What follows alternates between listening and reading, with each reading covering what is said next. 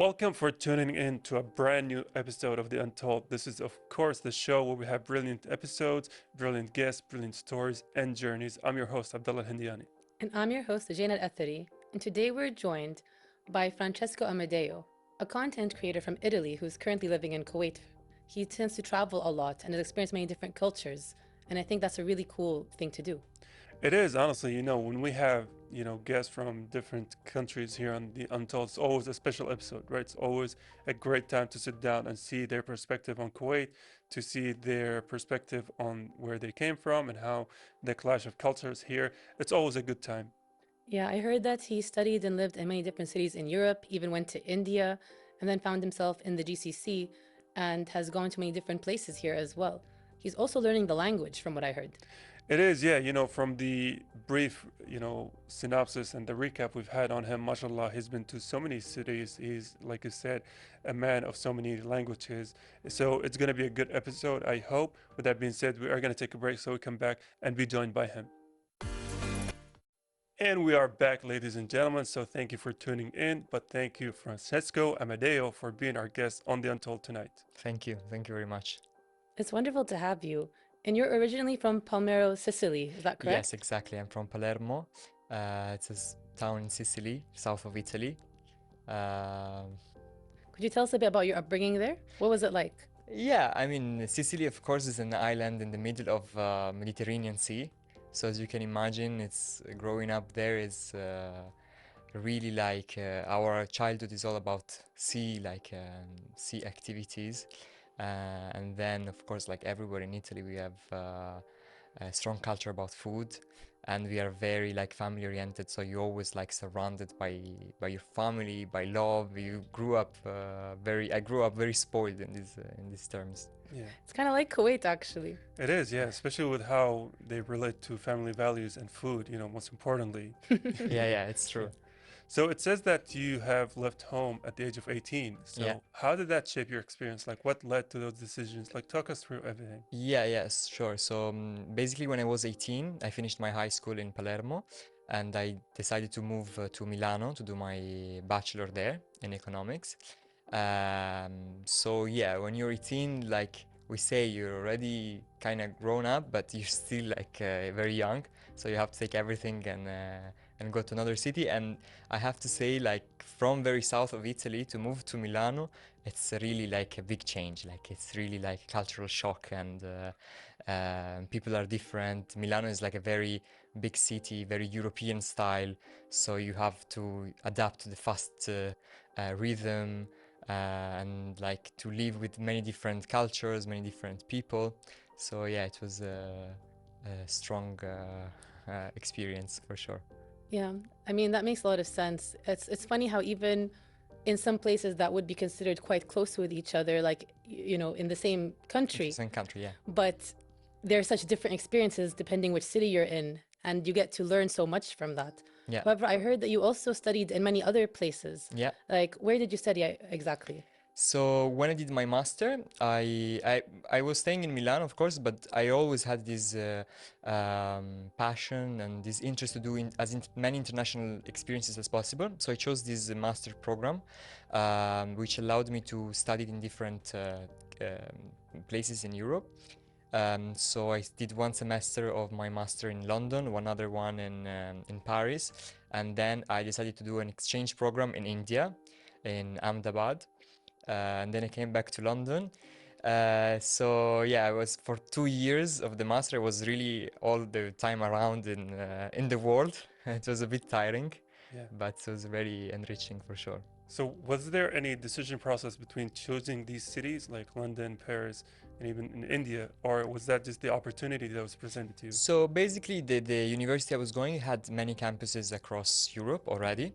And there was like a rule I had to change at least one time. But I tried to, like, I decided to bring it to the extreme and changing every semester, which I don't know if it was like a good choice in terms of continuity with your studies, but for sure a great experience. So the first 2 semesters I did Paris and London. And then I wanted like to have more experience abroad, so I decided to go India. I mean, it's not easy what you said, every semester to change. I think even regardless of studies, a lot of people find it hard to be so fluid all the time and move to many different places. Yeah, yeah. Was that difficult for you? At the beginning, I thought it would have been exciting, but to be honest, it was a bit tiring. It was a bit difficult because you stay for one semester of uni. It means you stay like 3, 4 months. So you just have the right time to settle, to find new friends, and you have to pick your stuff Yeah. and change. So it was a bit frustrating at the end, Yeah. but I don't regret it for sure. What about the culture shifts? Because I'd imagine going from, you know, Palermo to Milan and then to London and also Paris, they kind of feel the similar, or you feel somewhat at home. But then when you go to India, which is an entirely different culture, like how did that shift, you know, come to you? Yeah. So yeah, for sure, I would say like Milano, as I said before, is quite European, so it's more similar to Paris or to London. The most difficult time for me was in Paris. I didn't really pretty much like, I thought it was difficult to make new friends, but for instance in London I never had problems to settle in and to like feel at home. And then India was really like a big shift because it's a very different country, very different culture. Everything is different, the food, the people, the language. Uh, in Europe, of course, there are differences, but still you find some similarities, or you find Italians everywhere, you know. But when you go to India, it's really you are completely like in a new culture, in a new country. But it was like you know, I lived it as an adventure, you know, so it was really interesting for sure. I mean, it's pretty funny that you mentioned there are Italians everywhere. I did my degree in London as well, and I knew so many It's Italian full of people, Italian. and they were amazing. I loved them, and they Yeah. made the best food as well. Mhm. Like one of my friends would be like, "We don't go out for pasta. I can make pasta at home," and it would always be like the freshest ingredients, everything so good, but super friendly. Always willing to like. It was much easier to make friends. Like I had that same experience in London. Like Yeah, yeah. for a big city, it's very multicultural. So you Yeah, get a lot of different people from different places, and they're all willing to kind of, you know, exist with each other. I do get what you mean about Paris as well. It can be a bit hard in the beginning. yeah, it's, I think maybe, you know, London is more multicultural. Like, Yeah. you can feel like everyone, you know, can find this place in London. In Paris, you kind of have to adapt. And if you don't adapt to their culture, probably you will feel it more. You will feel more as a foreigner, I think. That's what I felt at least. Yeah. Yeah, no, I think that is pretty normal. Did you enjoy your time in India? Did you find it really different to adapt there, or was it quite easy? No, I think for me it was quite easy because I went with a positive mood, you know, with a positive attitude. And of course, it's different. It's very like there's some things that are a very strong impact. But also, I had the chance to travel a lot across the country while I was there, and I really enjoyed. You know, it was a very great time there. I spent 3 to 4 months. Mashallah. Yeah. And so has spending a lot of time in different cities, different cultures, you know, experiencing different people shifted your perspective on life or your perspective on identity? And like, how did it impact it? Yeah, I think definitely like when you travel so much and you have to not only travel as a vacation, but like to really find a way to settle in, you definitely change your perspective about life, about the way you relate with people. I think for me, when traveling so much, you really like, I think you gain more awareness of what you are, or your culture, of your own you know, your own country, you know. Many things, you grew up in a place maybe like Italy, many things you take it for granted, many cultural aspects you don't know they are weird to other people. So while you move like to India and you tell I'm from Sicily, and maybe in Europe everyone knows Sicily, but in India they like, where is it, in which continent? And you understand you are like just a dot in in the world. And you know, so it's really like changed the way you perceive yourself. I think we tend to see ourselves like we are in the center of the world, but when you go to the other side of the world, they're like, I don't know, who are you? No, I agree entirely. Like travel really forces you to shift your perspective. Like even as you said, there are many things in your own culture or country that you will take for granted until you go somewhere else and see how different it can be. And there's always going to be good and bad everywhere, you know? So it's best to just go and learn the good everywhere and kind of learn how to respect other cultures as well as immerse yourself and enjoy them. But I do want to ask you, you travel to so many different places. What drew you to the GCC? Yeah, that's a good question. So I think by the time, like when I arrived in London, especially, I started like, you know, like dealing with many other cultures that I've never heard about before, you know, meeting people from many different countries, including GCC people, which I was like not even aware of the just reading in the news or in TV. But in the meanwhile, as I said, like I'm always been passionate about learning languages, and I started to get interested in learning Arabic. So I think the first time I started meeting people from GCC and trying like getting to know this part of the world was when I was in London, and then in Paris, of course. And then sometimes like things, life put you in some directions. Like even when I was in India, I met a friend from Bahrain, and I was like, it's so random, you know. Yeah. And in the meanwhile, I started learning Arabic, so it was a way to connect. So probably with the GCC people, I started having more connection. I could connect better because I was studying Arabic. I was studying the language, so there was some things that were in common as well. Now, so which GCC country did you first came into, and then you were like, okay, I'm loving this place? I think the first country I came was UAE, because when I went to India, I took my flight from Italy, and the stopover was in Dubai, the transit. So I said, let me like spend 3 days there. I was just curious to see. And on the way back, I stopped in Abu Dhabi and Dubai. So this was my first experience. And then when I came back to Europe after some months, I organized a trip. I went to Saudi Arabia, went to Riyadh and Doha. And I think Kuwait is the last I visited, or Bahrain. And I'm still missing Oman. I haven't been. So what brought you to Kuwait now? Like, how are you planning to stay a long time?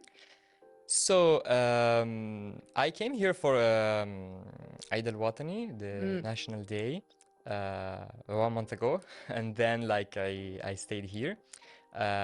So now I'm looking forward to go back to Dubai because I'm based in Dubai right now. I work there, but why not? Who knows? Maybe everything happens for a reason. So Yeah. maybe I could stay more. I could even plan to relocate. Who knows? No, it's so cool seeing how you kind of follow the flow of where life takes you. Yeah, I think we kind of like life gives us signals, you know, and put us in a direction. Sometimes you chasing something, but it's you always have obstacles. Sometimes there's something that happens so easily, you know, it just came to you and you're like, Yeah, I do love this attitude of why not, right? If there's an opportunity in front of you, just take it and just see it, you know, why not? With that being said, we are going to take a break. We'll come right back after this one. Welcome back, ladies and gentlemen. Now, Francisco, I do want to ask you about something because, you know, off camera, we were talking about how there are so many similarities between us as Arabs and between Sicilians. So you were, you know, kind enough to highlight some of those. But I do want to ask you, you know, on camera, like what are the similarities that you found between, you know, our people and your people, for example? for sure, I would say the first thing is family. Like I think Italian, especially in the south, we are very family oriented, and this is something that it's very characteristic of Arab countries. Second thing, I think we have always like in whatever we do, we put our passion. We are very like passionate, and you know the way, for instance, we treat our guests, or there's always like this.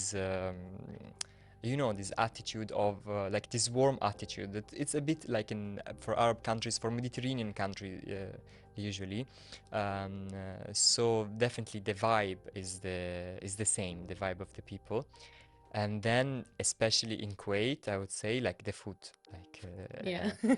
as it is, I think the only place I found so far in the world, maybe also India, for their food they have this sense, but in the Arab world, I think Kuwait, like Italy, you really like fond of food, and like it's not just food, like something you eat, is something more, you know. I found this is very similar to Italy.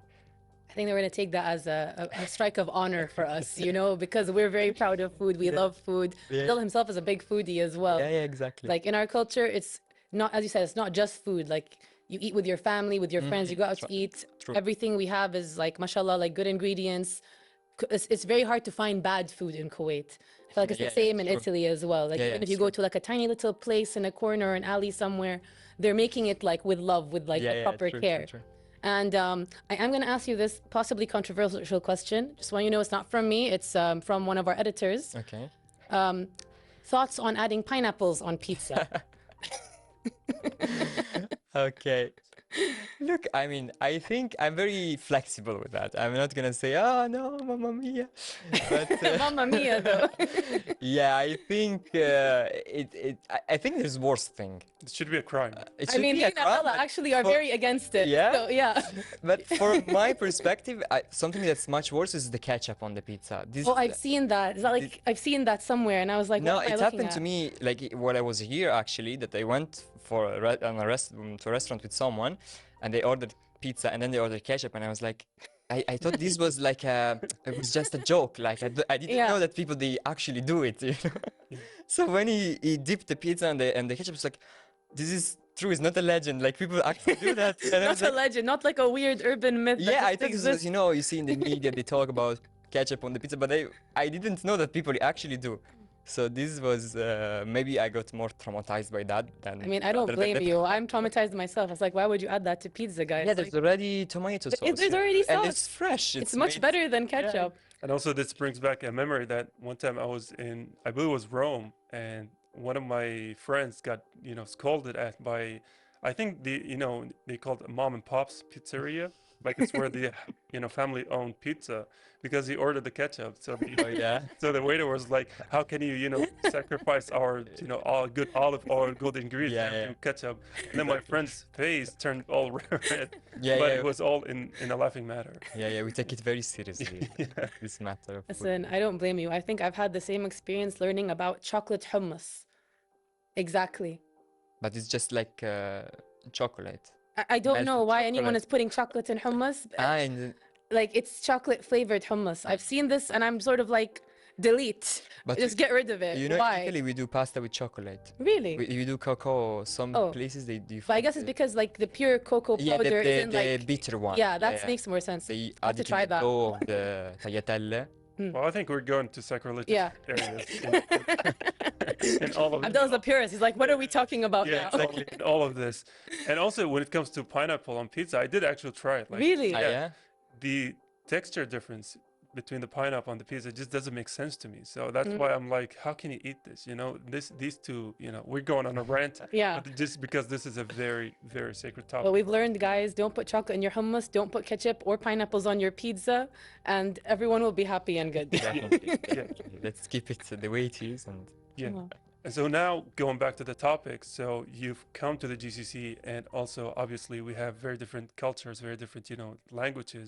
How did you adapt to our dialect, to our behaviors, to our, you know, outgoing nature and everything? so when I started learning Arabic, I started studying Fusha first thing, because I want to have a basis.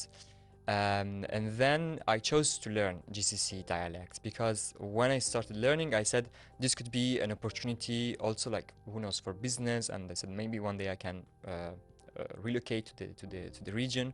So once I started learning, I focused like on searching. Everything was available on the web, like series, songs, everything.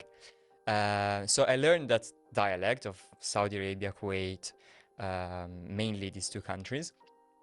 And yeah, I know there's different dialects, because the first thing you find on the web when you want to sort of like how to learn Arabic, is that you have to choose a dialect. So I choose for the GCC because I said this, and nobody's like, usually Europeans when they learn Arabic they go for Egyptian dialect or Levantine. So I said I want to be different from the majority of people. So yeah, it's a challenging for Arabic. I think it's one of the main challenge, because I realize maybe when at the beginning, I thought it was something funny, something like interesting, but now I find it's like I'm more fluent, and I find it's a challenge sometimes to speak with Egyptian speakers because the conversation is difficult. I don't understand.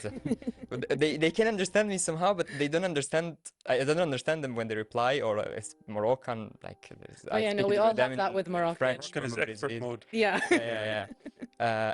But learning GCC dialects now, I find, for instance, like Levantine is a bit close, maybe closer at least than others.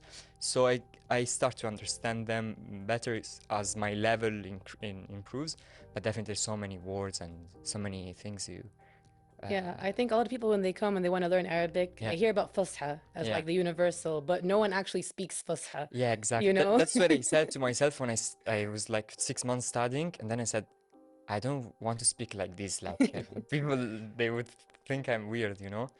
And even in GCC, like itself, from UAE to Oman to here to Saudi, or within Saudi, there's so many differences, so many dialects. Yeah. So sometimes it's really interesting to learn like what they say here, maybe in south of Saudi Arabia is totally different. You Right, know, right.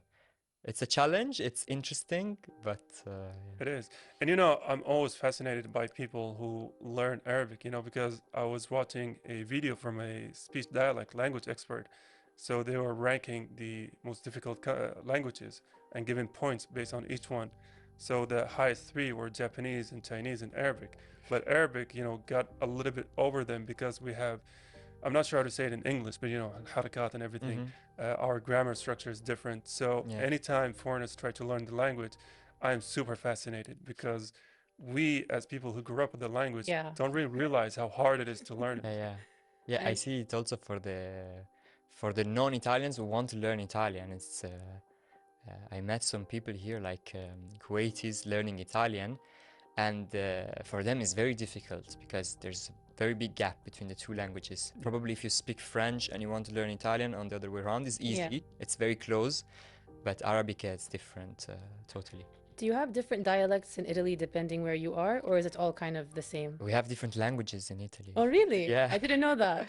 Yeah, because we usually, like I would say, regions from the north and regions from the south, we also have our regional languages that developed from Latin. So the differences to Italian is the same as Spanish or Portuguese. But Okay. for instance, I'm from Sicily, so I speak not only Italian, I also speak Sicilian. Okay, that's so cool. I didn't realize that they had the same kind of differences. Yeah, it is. It's very fascinating as well. So, mashallah, man of multi-languages. Yeah. So, you know, how did you learn Arabic though? Did you take classes? Did you go to, you know, seminars? Like, what was the process there? So yeah, I started doing classes of Fusha, as I said before. I took a private professor that I found online, and for 6 months, more or less, I studied Fusha.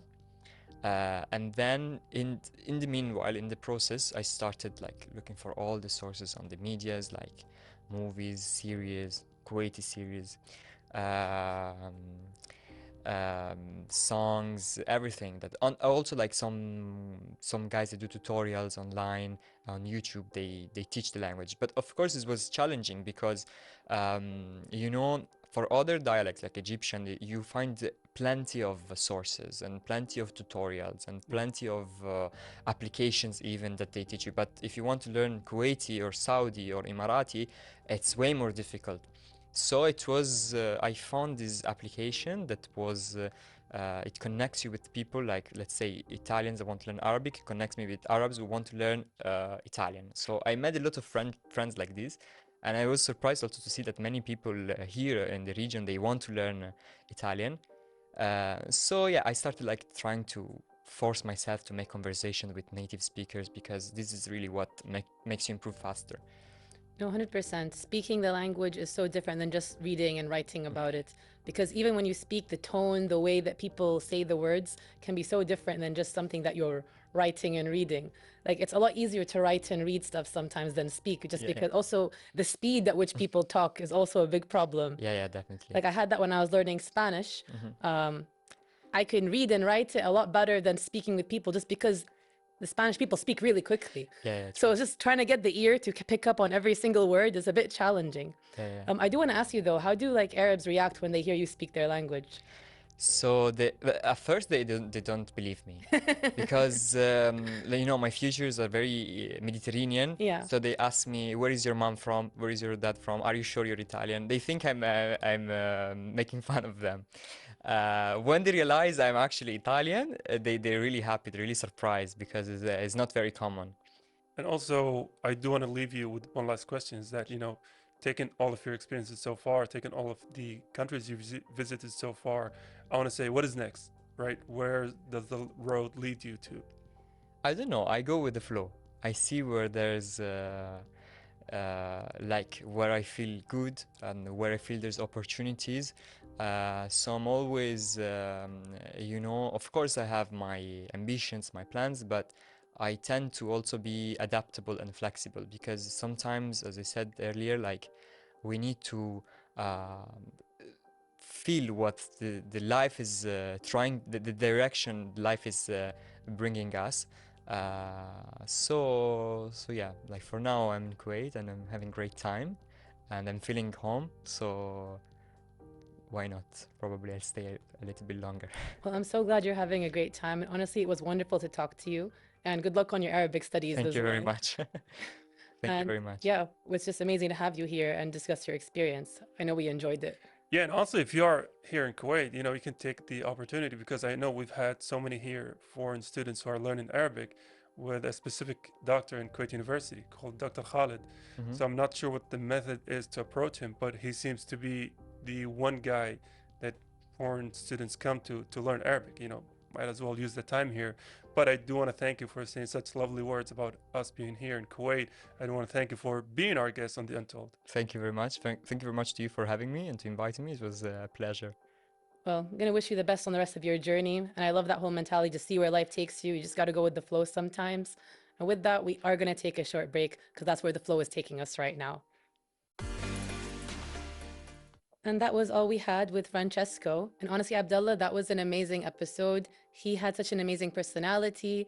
I loved his philosophy of just kind of go with the flow, live your life, see where it takes you. And his willingness to experience new cultures was very inspiring. It was very inspiring. It was very joyful to talk to him. I always love, and feel happy about people who can say, I'm following what I see comes along, right? I'm following the opportunity as they come to me. It's always great to see people experience life, experience our wonderful world.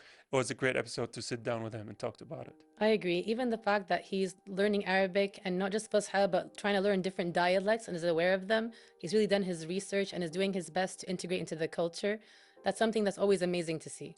It was amazing, and honestly, maybe we didn't demonstrate it in the episode, but off camera, he was, throwing Arabic words here and there. He was also sharing words that are in Sicily that originated from Arabic. So it was great talking to him. But, Lajane, unfortunately, that's all the time we've had.